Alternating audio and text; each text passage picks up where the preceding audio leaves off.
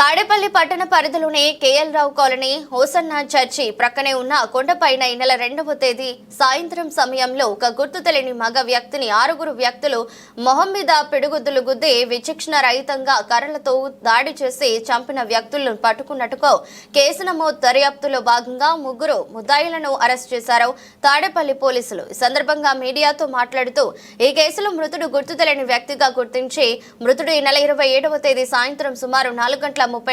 సమయంలో కేఎల్ రావు colony hosanna మందిరం ప్రక్కనే ఉన్న దుర్గాసి రాజేశ్వరి అనువుననే ఇంటిలోకి వెళ్లి అసభ్యకరంగా ప్రవర్తించి అఘాయిత్యానికి పాల్పడబోగా ఆమె పెద్దగా కేకలు వేయగా సదరు కేకలు విని చుట్టుప్రక్కల ఉన్నవారు రావడంతో రాగా మృతుడు అక్కడి నుండి కొండపైకి పారిపోయినట్లు అంతటా ముద్దాయిలు మృతుడు వెంటపడి పట్టుకుని చంపాలనే ఉద్దేశంతో మొహం మీద పెడిగుద్దులు గుద్ది విచక్షణ రహితంగా కర్రలతో దాడి చేయడం వలన మృతుడు స్పృహ తప్పి పడిపోయినట్లు ముద్దాయిలు మృతుడు చనిపోయినట్లు నిర్ధారించుకుని మృతుడిని కొండపై నుండి క్రిందకు తీసుకుని వచ్చి హసన్న మందిరం ప్రక్కనే ఉన్న చెట్టు వద్ద పెట్టి అక్కడి నుండి పారిపోయారు. కేసులో 3 నేరస్తులను గుర్తించి అరెస్ట్ చేయడం జరిగిందని వారిని అరెస్ట్ చేసి కోర్టుకు హాజరుపరిచామన్నారు. అందరికీ నమస్కారం అండి. ఈ నెల 27వ తేదీ సాయంత్రం 6-6:30 గంటల సమయంలో కేఎల్ రావు నగర్ కాలనీలో హోసన్న మందిరం దగ్గర 25-30 సంవత్సరాల వయసు ఉన్నటువంటి ఒక మగ వ్యక్తి మార్చిపోయిన బట్టలతో చనిపోయి ఉన్నాడు. అతను పేరు ఊరు తెలియదు అని అతని మరణం మీద అనుమానం ఉంది, సందేహాస్పదంగా ఉంది అని చెప్పి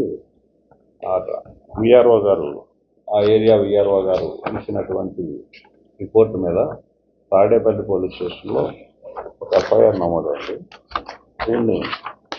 ఈ కేసుని 174 CRPCగా కేసు రిజిస్టర్ చేశారు. అంటే 194 కొత్త చట్టంలో 194 BNSగా అనుమానాస్పదంగా కేసు నమోదు చేసి దర్యాప్తు చేశారు. దర్యాప్తులో తేలింది ఏంటంటే ఈ కేసుకు సంబంధించి ఒక 6 వ్యక్తులు ఆ రోజు అంటే 27వ తేదీ సాయంత్రం 6-6:30 గంటల సమయంలో ఎవరైతే చనిపోయి ఉన్నాడో ఈ వ్యక్తి హోసన్న మందిరం దగ్గర ఉన్నటువంటి ఒక ఇంట్లోకి ప్రవేశించి ఆ ఇంట్లో ఉన్నటువంటి స్త్రీతో అసభ్యకంగా ప్రవర్తించి పారిపోతుండగా ఆమె కేకలేసినట్లు పారిపోతున్నట్లు దానిని గమనించినటువంటి అక్కడ ఉన్నటువంటి స్థానిక యువకులు ఒక 6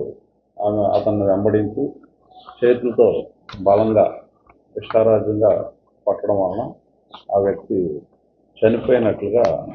శవ పంచనామా సమయంలో వాళ్ళు పంచాయతీదారులు సాక్షులు సాక్షి